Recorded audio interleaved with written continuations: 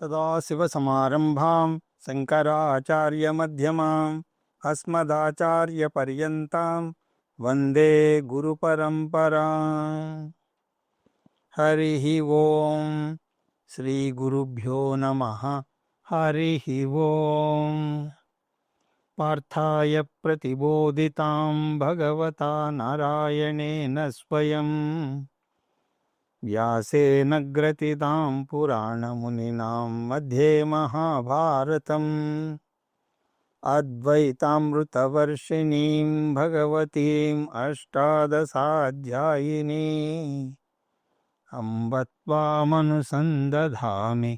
భగవద్గీతే భవద్వేషిణీం. యం బ్రహ్మా వరుణేంద్ర రుద్రమరుతస్తున్వంతి దివ్యైస్తవైః వేదైః సాంగపదక్రమోపనిషదైః గాయంతి యం సామగాః. ధ్యానావస్థితతద్గతేన మనసా పశ్యంతి యం యోగినః. యస్యాంతం న విదుః సురాసురగణాః దేవాయ తస్మై నమః. ఓం శ్రీకృష్ణ పరబ్రహ్మణే నమః. స్మరవారం వారం కార్యక్రమంలో శ్రీమద్ భగవద్గీత జ్ఞానయజ్ఞంలో 38వ రోజు అధ్యయనానికి మీ అందరికీ స్వాగతం. గడిచిన తరగతుల్లో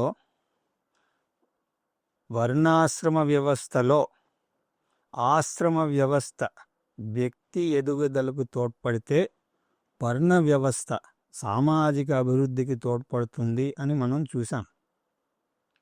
కానీ ఇక్కడ కృష్ణ పరమాత్మ ఆశ్రమ వ్యవస్థ గురించి చెప్పకపోయినా సరే దాన్ని మనం సంక్షిప్తంగా చూడడం జరిగింది.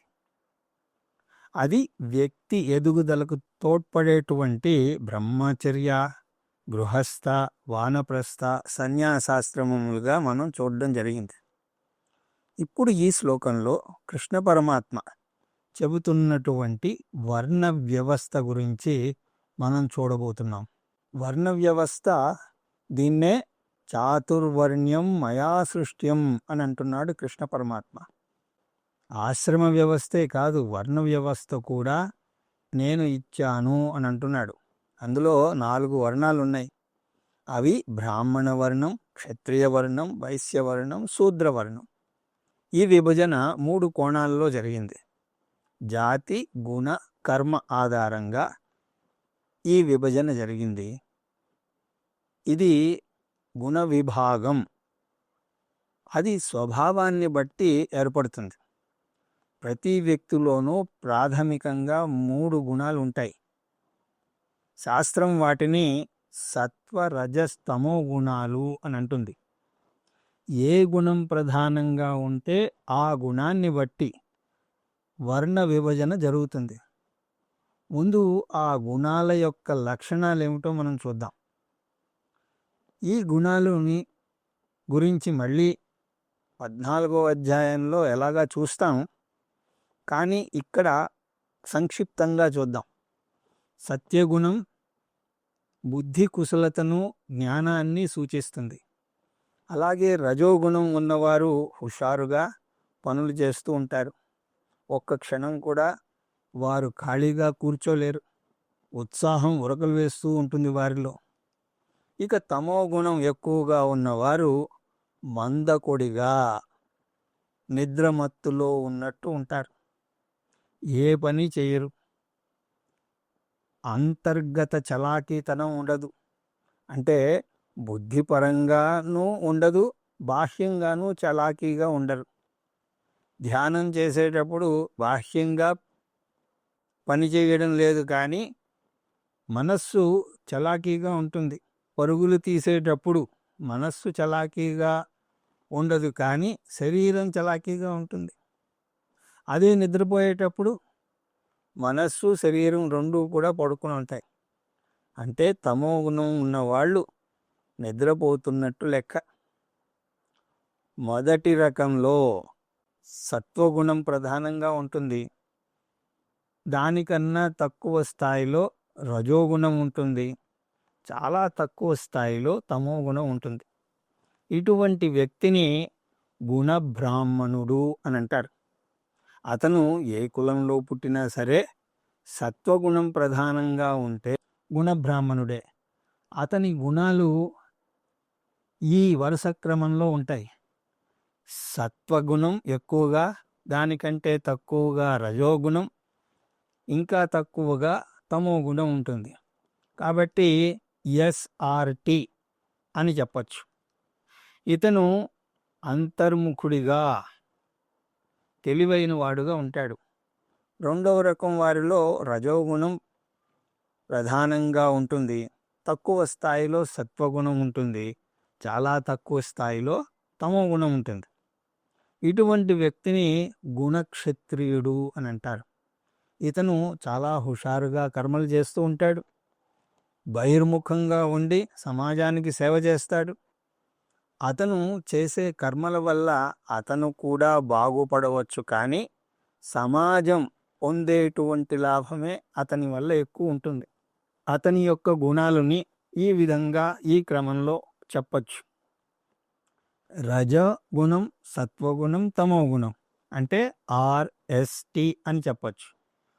మూడవ రకం వారిలో రజోగుణం ప్రధానంగా ఉంటుంది, కానీ మధ్యస్థాయిలో తమో గుణం ఉండి చాలా తక్కువ స్థాయి సత్వగుణం ఉంటుంది.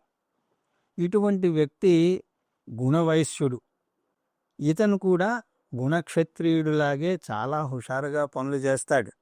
కానీ వీరిద్దరి మధ్య చిన్న భేదం ఉంటుంది.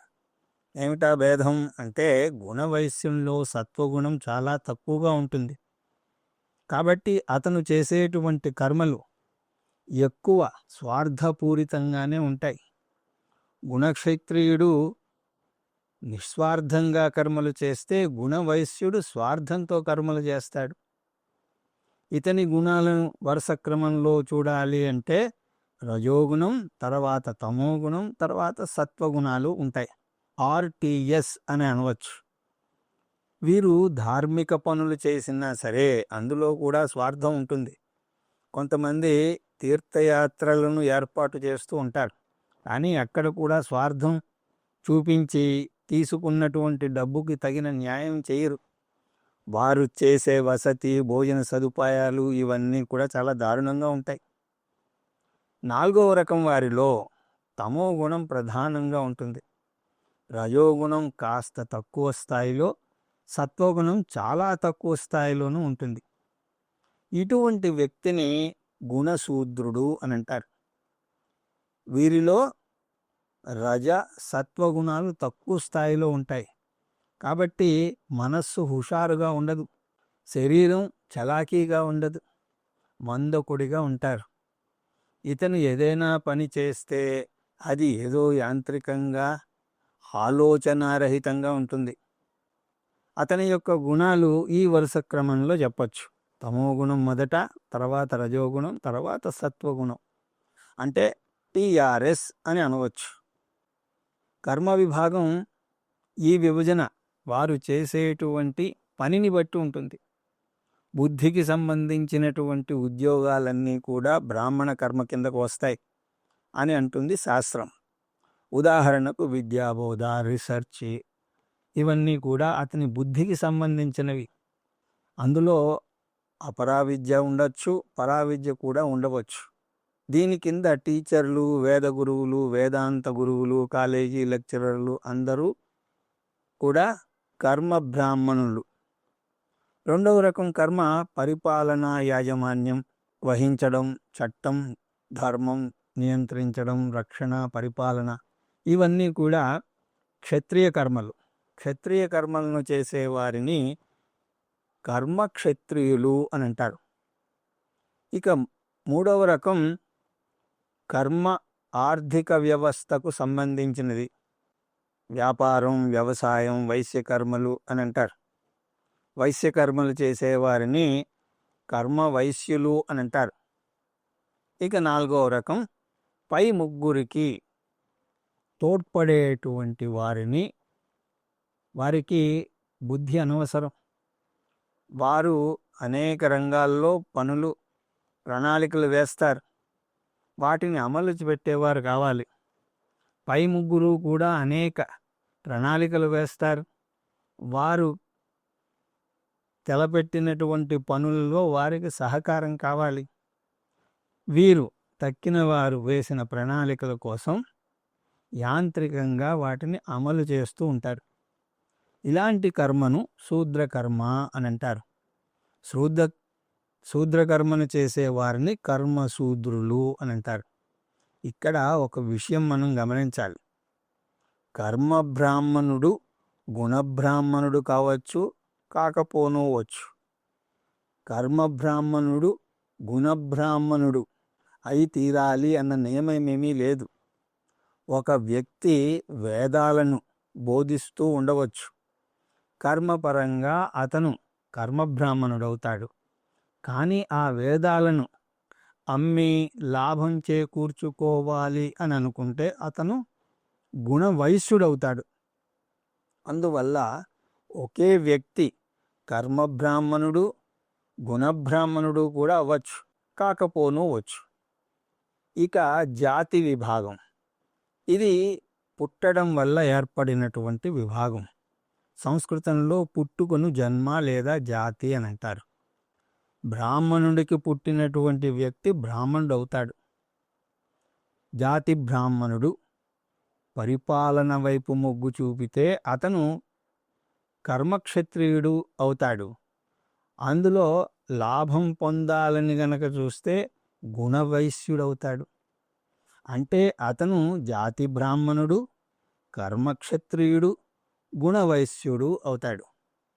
అయితే మరి వీటిల్లో హెచ్చు తగ్గులు ఎలాగా అంటే, ఈ 4 వర్ణాలలో ఏమైనా హెచ్చు తగ్గులు ఉన్నాయా అంటే, జాతిపరంగా హెచ్చు తగ్గులు ఏమీ లేవు. అందరినీ సమానంగా గౌరవించాలి. అలాగే కర్మపరంగా కూడా హెచ్చు తగ్గులు లేవు. అన్ని కర్మలు అవసరమే. గురువు కావాలి, పరిపాలకుడు కావాలి, వ్యాపారి కావాలి, పనులు చేసి పెట్టేటువంటి వాడు కూడా కావాలి. అందరూ సమానమే అని చెప్పడానికే పురుష సూక్తంలో ఈ 4 వృత్తులను శరీరంలోని 4 అంగాలతో పోలుస్తుంది శాస్త్రం. బ్రాహ్మణోస్య ముఖమాసీత్ బాహూరాజన్యకృత ఉరు తదస్య యద్వైశ్యః పాద్యాగం శూద్రో అజాయతే. బ్రాహ్మణోస్య ముఖమాసీత్. ముఖం అంటే వాక్కు. వాక్కు జ్ఞానానికి సంకేతం. సమాజానికి జ్ఞానబోధ చేసేవారు ఎంతో ముఖ్యం. బాహూరాజన్యకృతో, రాజ్యాన్ని పరిపాలించేవారు కావాలి. చేతులు రక్షణకు సంకేతం. ఆ తర్వాత ఊరు తదస్య యద్వైశ్యః. ఊరువులు సంపదలకు చిహ్నం. ఊరువులు ఆరోగ్యంగా ఉంటేనే మనిషి తిరగగలిగినట్టు, ఆర్థిక వ్యవస్థ బాగుంటేనే సమాజం బాగుంటుంది. పాద్యాగం శూద్రో అజాయత. పాదాలు పనులకు సంకేతం. పాదాలు మనిషిని తీసుకువెళ్ళినట్టు సమాజానికి పనులు కర్మశూద్రులు చేస్తారు. దీన్ని బట్టి శరీరంలో ప్రతి ఒక్క అంగము ఎలా ముఖ్యమో అలాగా ప్రతి ఒక్క వర్ణము కూడా ముఖ్యమైనదే అని మనకు తెలుస్తోంది. పూజారి, సైనికుడు, వ్యాపారుడు, కాయకష్టం చేసేవాడు అందరూ కూడా ముఖ్యమే. అందువల్ల ఎలా జాతిపరంగా హెచ్చు తగ్గులు లేవో అలాగే కర్మపరంగా కూడా హెచ్చు తగ్గులు లేవు. గుణపరంగా మాత్రమే హెచ్చు తగ్గులు ఉన్నాయి అని అంటుంది శాస్త్రం. ఉన్నతమైనటువంటి నడవడికి ఉన్న వ్యక్తి ఖచ్చితంగా సంఘంలో గౌరవించబడతాడు. అతనిని ఆరాధించాలి, పూజించాలి. గుణపరంగా హెచ్చు తగ్గులు ఉంటే ఎవరు ఎక్కువ ఎవరు తక్కువ, దీనికి జవాబు చాలా తేలిక. గుణబ్రాహ్మణుడు ఖచ్చితంగా గుణక్షత్రియుడు కన్నా ఎక్కువ. గుణక్షత్రియుడు ఖచ్చితంగా గుణవైశ్యుడు కన్నా ఎక్కువ. అలాగే గుణవైశ్యుడు గుణశూద్రుడి కన్నా ఎక్కువ. దీన్ని బట్టి అందరికన్నా ఎవరు ఎక్కువ అంటే గుణబ్రాహ్మణుడు. అతను పుట్టింది ఏ జాతిలోనైనా, అతని కర్మ ఏదైనా అతన్ని గౌరవించాల్సిందే. గుణబ్రాహ్మణుణ్ణి ఎందుకు గౌరవించాలి? ఎందుకంటే అతను సాత్విక పురుషుడు. అతనిలో ఆత్మజ్ఞానం మెండుగా ఉంటుంది. ఆత్మజ్ఞానం ఉంటే ముక్త పురుషుడు అవుతాడు. అందువల్ల గుణబ్రాహ్మణుడు ఈశ్వరుడికి అతి సమీపంలో ఉంటాడు. గుణక్షత్రియుడు కొంచెం తక్కువ స్థాయిలో ఉంటాడు. అతను సమాజానికి నిస్వార్థంగా సేవ చేస్తాడు, నిజమే. కానీ దానివల్ల అతను మోక్షాన్ని పొందలేడు. అతను మోక్షానికి 2 దశల దూరంలో ఉన్నాడు. అతను నిస్వార్థ సేవ నుంచి ఆత్మజ్ఞానం పొందడానికి రావాలి. అంటే రజోగుణం నుంచి సత్వగుణానికి రావాలి. గుణవైశ్యుడు 3 దశల దూరంలో ఉంటాడు. అతను చాలా హుషారుగా ఉంటాడు, నిజమే. కానీ అతని కర్మలన్నీ కూడా స్వార్థంతో కూడినవే. అతను స్వార్థపూరితమైనటువంటి సేవ నుంచి నిస్వార్థ సేవకు వచ్చి, నిస్వార్థ సేవ నుంచి ఆత్మజ్ఞానం పొందే సేవకి రావాలి. అంటే రజోగుణం నుంచి సత్వగుణంలోకి రావాలి. గుణశూద్రుడు అట్టడుగు స్థాయిలో ఉంటాడు. అతను నిస్వార్థమైన సేవే కాదు కదా, స్వార్థపూరితమైనటువంటి సేవ కూడా చేయడు. జ్ఞానం అసలే లేదు. సేవా జ్ఞానం 2 లేకపోవడంతో ఇతను జంతువుకి దగ్గరగా ఉంటాడు. అతను దేవునికి దగ్గరగా రావాలి అంటే గుణశూద్రుడి నుంచి గుణవైశ్యుడిగా మారి, గుణవైశ్యుడి నుంచి గుణక్షత్రియుడుగా మారి, గుణక్షత్రియుడి నుంచి గుణబ్రాహ్మణుడుగా మారి అప్పుడు ఈశ్వర ఐక్యం పొందాలి. అందువల్ల గుణబ్రాహ్మణుణ్ణి గౌరవించాలి అని శాస్త్రాలు ఘోషిస్తున్నాయి. మన పురాణాల్లో కూడా నందనార్త కథలు ఉన్నాయి. వారు జాతి బ్రాహ్మణులు కాకపోయినా సరే భగవంతుడు పూజారి కలలో కనిపించి వారిని గౌరవించమని చెప్పినటువంటి కథలు ఉన్నాయి. అలాగే 63 నాయనార్ల కథలు కూడా ఉన్నాయి. అందులో చాలామంది జాతి బ్రాహ్మణులేమీ కారు, గుణబ్రాహ్మణులు. అందువల్ల జాతిపరంగా కర్మపరంగా హెచ్చు తగ్గులు లేవు, కానీ గుణపరంగా హెచ్చు తగ్గులు ఉన్నాయి.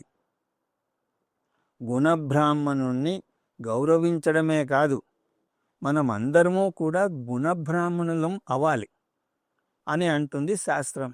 ఎందుకంటే ఎన్నుకునే స్వేచ్ఛ ఇప్పుడు జాతి గుణ కర్మ బ్రాహ్మణులలో ఎక్కడ ఉన్నా సరే మనం నిర్ణయం తీసుకునే అవకాశం ఉందా?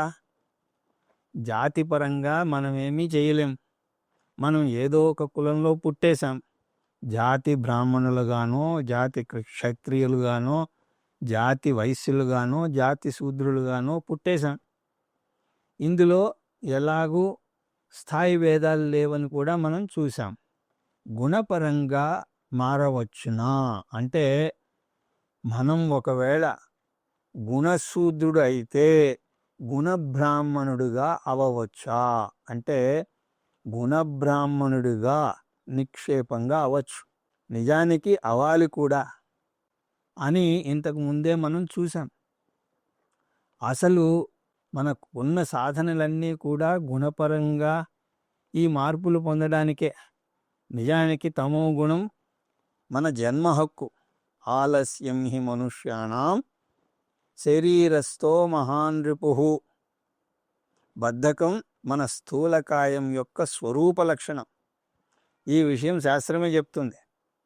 ఎందుకంటే మన సూక్ష్మ శరీరం పంచభూతాల యొక్క సత్వ రజోగుణాల నుంచి ఏర్పడితే, మన స్థూల శరీరం తమో గుణం నుంచి ఏర్పడింది. తమో గుణం నుంచి ఏర్పడడం వల్లనే ఈ బద్ధకం. కూర్చున్న చోటే పనులు అయిపోవాలి అన్న మనస్తత్వం మనకు ఉంటుంది. ఆఖరికి దాహం వేసినా సరే, మంచినీళ్ళు తాగాలన్నా కూడా ఎవరైనా అటు వెళుతూ ఉంటే, అరే నాకు కూడా కొన్ని మంచినీళ్ళు పట్టురారా అని చెప్తూ ఉంటాం. అందువల్ల తమో గుణాన్ని వదిలించుకోలేకపోతే మనకు ఆ జంతువుకి మధ్య ఏమీ భేదం లేదంటుంది శాస్త్రం. అందువల్ల మన ఎదుగుదల ఎలా ఉండాలి అంటే తమో ప్రధాన గుణం నుంచి రజోప్రధాన గుణానికి రావాలి. అలాగా మారడానికి శాస్త్రం అనేక యజ్ఞయాగాదులను నిర్దేశిస్తుంది. ఎందుకంటే ఈ యజ్ఞయాగాదులకు చాలా కాయిక శ్రమ ఉంటుంది. 10 సార్లు ఒంగోవాలి, సాష్టాంగ నమస్కారాలు చెయ్యాలి. అందువల్ల మనస్సు మొరాయించినా సరే ఈ కార్యక్రమాలన్నీ కూడా చెయ్యాలి. తెల్లవారుజామునే లేచి గుడికి వెళ్ళి నమస్కారం చెయ్యాలి. అప్పుడు తమో గుణం నుంచి క్రమేపీ రజోగుణంలోకి వస్తాం. ఆ తర్వాత రజోగుణం నుంచి సత్వగుణంలోకి రావాలి. కొంతమంది ఎంత సూపర్ యాక్టివ్గా ఉంటారంటే వారికి గీతా క్లాసులకు వెళ్ళే తీరిక ఉండదు. అలాగా క్షణం ఖాళీగా కూర్చొని వారిని వర్కాలిక్ అంటారు. కానీ అక్కడితో ఆగిపోకూడదు. సమాజానికి ఇన్నాళ్ళు సేవ చేశారు, బాగానే ఉన్నది. కానీ ఇప్పుడు కాస్త ఆగి అంతర్ముఖులు కావాలి, ఆత్మజ్ఞానాన్ని పొందాలి. రజోగుణం నుంచి సత్వగుణానికి మారడానికి శాస్త్రం ఉపాసనా మార్గాన్ని నిర్దేశిస్తుంది. కర్మకాండ తమోగుణం నుంచి రజోగుణానికి మారడానికి తోడ్పడితే, ఉపాసనాకాండ రజోగుణం నుంచి సత్వగుణానికి మారడానికి తోడ్పడుతుంది. దాని తర్వాత జ్ఞానకాండ సత్వగుణం నుంచి నిర్గుణానికి లేదా గుణాతీతానికి ఎదగడానికి అది తోడ్పడుతుంది. అందువల్ల మనం కర్మబ్రాహ్మణుడు అయి గుణాతీతంగా ఎదగాలి. అందువల్ల గుణబ్రాహ్మణుడిగా అవడానికి మనకు ఎన్నుకునే అవకాశం ఉన్నది. కర్మ విభాగంలో ఎన్నుకునే అవకాశం ఉన్నదా అంటే దానిలో కూడా అవకాశం ఉన్నది. మనం ఒక వృత్తిని 2 అంశాలను బట్టి ఎన్నుకోవడం జరుగుతూ ఉంటుంది. జాతిని బట్టి కానీ గుణాన్ని బట్టి కానీ మనం ఎన్నుకోవచ్చు. బ్రాహ్మణుడి ఇంటిలో పుట్టినటువంటి వ్యక్తి బ్రాహ్మణ వృత్తిని ఎన్నుకోవడం, లేదా గుణాన్ని బట్టి క్షత్రియ వృత్తిలో ఎన్నుకోవచ్చు. ఇక జాతిపరంగా ఎన్నుకుంటే ఒక ప్రయోజనం ఉన్నది. ఏమిటి అది అంటే ఏది ఎన్నుకోవాలి అన్న సమస్య ఉండదు. మనకు పెద్ద సమస్య సరి అయిన నిర్ణయం తీసుకోవడం. అంటే ఏ జాతిలో పుడితే ఆ జాతి పరంగా ఎన్నుకుంటే ఈ సమస్య ఉండదు. ఇంతేకాదు, చిన్న వయసు నుంచే దాంట్లో మనకి శిక్షణ ఉంటుంది కాబట్టి సమస్య ఉండదు. సంగీత విద్వాంసుల ఇంట్లో గనక పుడితే బాబు తల్లి గర్భంలో ఉన్నప్పటి నుంచి సంగీతం వింటూ ఉంటాడు. ఏ వృత్తి తీసుకున్నా, క్రీడాకారుని విషయం తీసుకున్నా సరే, చిన్నప్పటి నుంచే, చిన్న వయసు నుంచే సాధన కావాలి.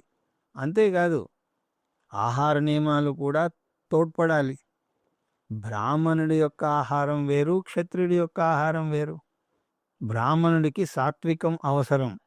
అతను సైనికుడు కావాలి అంటే అవసరమైనటువంటి బలం చాలదు. జాతిపరంగా ఎన్నుకున్నట్టయితే ఒక సమస్య కూడా ఉన్నది. జాతిపరంగా ఎన్నుకున్నప్పుడు వృత్తి ఒకవేళ అతనికి ఇష్టం లేకపోతే అతని పరిస్థితి చాలా దారుణంగా ఉంటుంది.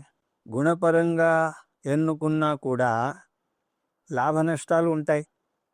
ప్రయోజనం ఏమిటి అంటే మనకిష్టమైనటువంటి వృత్తిని మనం ఎన్నుకుంటే ఆ పని చేయడంలో మనకి ఆనందం పొందుతూ ఉంటాం. మన ప్రారబ్ధ కర్మను తిట్టం. కానీ దీనివల్ల ఒక నష్టం కూడా ఉన్నది. చిన్నప్పటి నుంచి శిక్షణ ఉండదు కాబట్టి ఏది ఎన్నుకోవాలో తెలియదు. ముందు మామూలు విషయాల్లోనే తర్జన భర్జన పడుతూ ఉంటాం. హోటల్కి వెళ్ళి దోశ చెప్పాక పక్కవాడు పూరీ తింటూ ఉంటే అయ్యో పూరీ చెప్పి ఉండాల్సిందే అని అనుకుంటూ ఉంటాం. ఇది మానవ సహజం. అటువంటి పరిస్థితి చాలామందికి ఉంటుంది.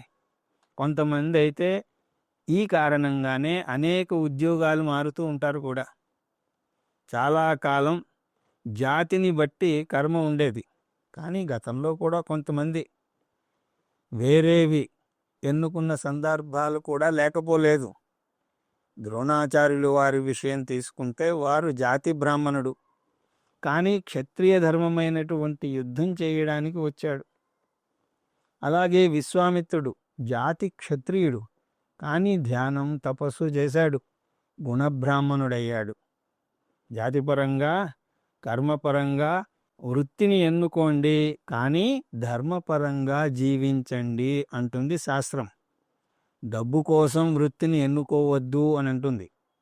ఆ విధంగా మనకు ఏ ఏ జాతిలో పుట్టాలి అన్న అంశంలో ఎన్నుకునేటువంటి అవకాశం లేదు, కానీ గుణ కర్మల విషయంలో ఎన్నుకునే అవకాశం ఉన్నది.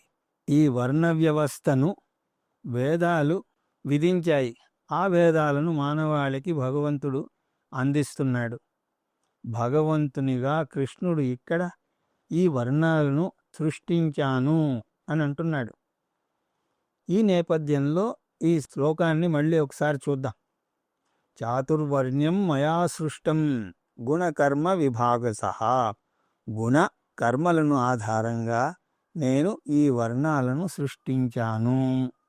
ఇక్కడ కృష్ణ పరమాత్మ ప్రత్యేకించి జాతి గురించి చెప్పలేదు, ఎందుకంటే ఆ కాలంలో జాతిని బట్టి కర్మ ఉండేది. బ్రాహ్మణుడికి చెందినవాడు బ్రాహ్మణ వృత్తినే స్వీకరించేవాడు. కలియుగంలోనే 3 విభజనలు జరుగుతున్నాయి.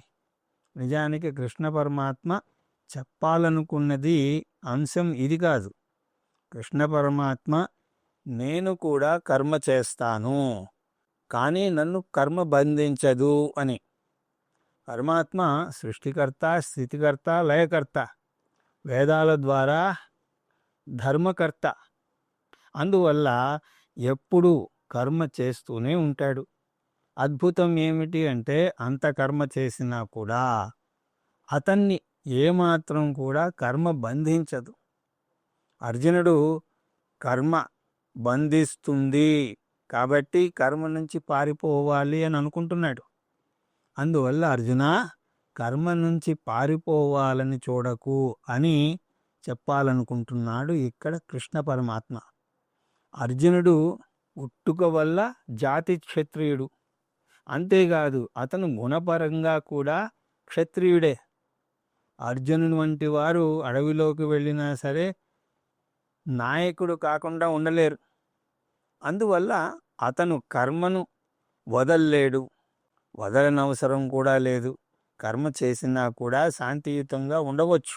తస్య కర్తారమపి, నేను కూడా అనేక కర్మలు చేస్తున్నా కూడా ఒక విషయం అర్థం చేసుకో. ఏమిటది?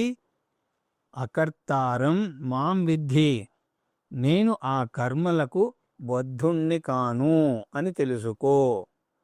అవ్యయం, నిర్వికారంగా ఉంటాను, వాటికి అతీతంగా ఉన్నాను. నమాం కర్మాణి లింపంతి నమే కర్మ ఫలే స్పృహ ఇతి మాం యో విజానాతి కర్మభిర్న సబధ్యతే. కర్మ నన్ను బంధించదు అని ముందు చెప్పాడు కృష్ణ పరమాత్మ. ఇక్కడ కర్మే కాదు, కర్మఫలం కూడా నన్ను బంధించదు అని అంటున్నాడు. నమాం కర్మాణి లింపంతి, కర్మలు నన్ను బంధించవు.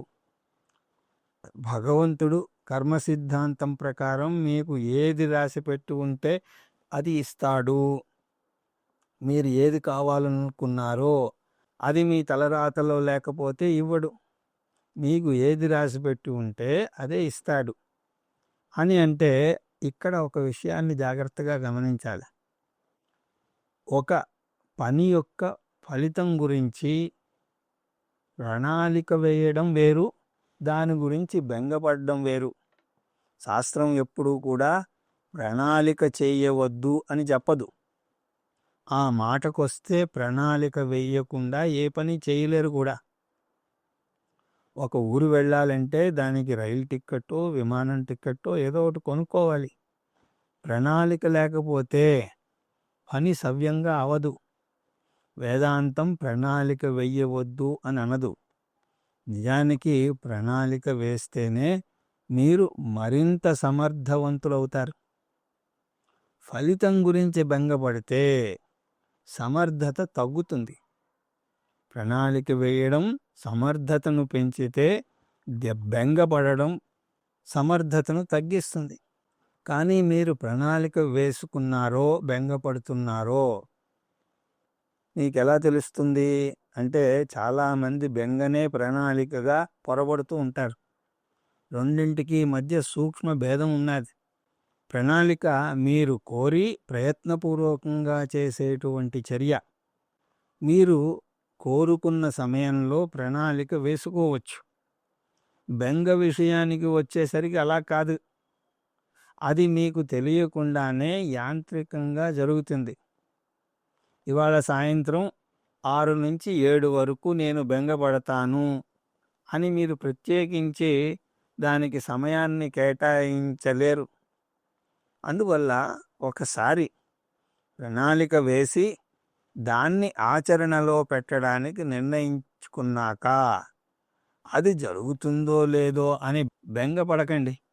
ఎందుకంటే టిక్కెట్ కొన్నాక ఇవాళ రైలు వెళుతుందో లేదో అని బెంగపడకూడదు. కర్మణ్యేవాధికారస్తే మా ఫలేషు కదాచన. అందువల్ల భగవంతుని బోధను మనం సరిగా అర్థం చేసుకోవాలి. బెంగపడకూడదు. ప్రణాళిక వేసుకోవచ్చు. నమే కర్మఫలే స్పృహ. నాకు కర్మఫల శక్తి లేదు అని అంటున్నాడు కృష్ణ పరమాత్మ.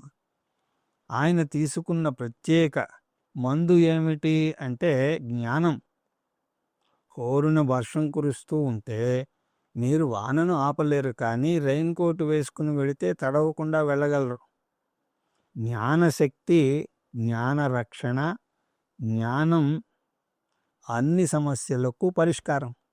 ఆఖరికి శారీరక సమస్యలను కూడా అది తొలగిస్తుంది. ఎందుకంటే జ్ఞానం మన మానసిక ఆరోగ్యాన్ని మెరుగుపరుస్తుంది.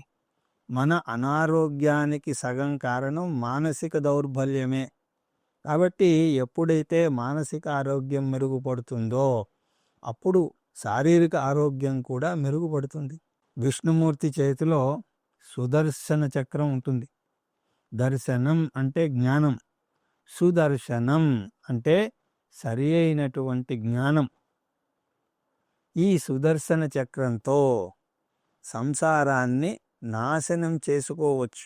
అజ్ఞానం వల్ల ఏర్పడినటువంటి సంసారాన్ని, సంసారం వల్ల ఏర్పడినటువంటి పుణ్యపాపాలను, పుణ్యపాపాల వల్ల ఏర్పడినటువంటి సుఖదుఖాలను అన్నింటినీ కూడా నాశనం చేసుకోవచ్చు. ఈ సుదర్శన చక్రం కేవలం నాకు చెందిందే కాదు, మీరు కూడా పొందవచ్చు అంటున్నాడు కృష్ణ పరమాత్మ. మాం ఇతి యహ అభిజానాతి. ఎవరైతే ఈ రహస్యం తెలుసుకుంటారో, ఏమిటా రహస్యం? కర్మ నుంచి స్వేచ్ఛ కాదు, కర్మ చేస్తున్నా కూడా స్వేచ్ఛ పొందవచ్చు. బాధ్యత నుంచి స్వేచ్ఛ కాదు, బాధ్యత ఉన్నా కూడా స్వేచ్ఛను పొందవచ్చు. ఏమిటా జ్ఞానం అంటే, ఇక్కడ దాకా కూడా శ్రీకృష్ణ పరమాత్మ జ్ఞానం జ్ఞానం అని అంటున్నాడే తప్ప అదేమిటో ఇంకా చెప్పలేదు. కృష్ణ పరమాత్మ 18వ శ్లోకం నుంచి 24వ శ్లోకం దాకా ఆ జ్ఞానం గురించి వివరణ ఇస్తారు. ఎవరైతే ఆ ఆత్మజ్ఞానం పొందుతారో సకర్మ భిర్న బంధ్యతే, వారు కర్మబద్ధులు కారు. ఎలాగైతే భగవంతుడు కర్మకు బంధీ కాడో అలాగే జ్ఞాని కూడా కర్మకు బంధీ కాడు. ఈత కొట్టడం రాని వ్యక్తికి స్విమ్మింగ్ పూల్లో పడి మరణించినా మనం ఆశ్చర్యపడాల్సిన అవసరం లేదు. కానీ ఈత వచ్చినటువంటి మనిషికి అది క్రీడారంగం అవుతుంది. నీళ్లల్లో చాలాసేపు ఆడుకుంటాడు. అలాగే కర్మ స్విమ్మింగ్ పూల్ వంటిది. దానంతటా అది ఆనందము కాదు, దానంతటా అది ప్రమాదాన్ని ఇవ్వదు.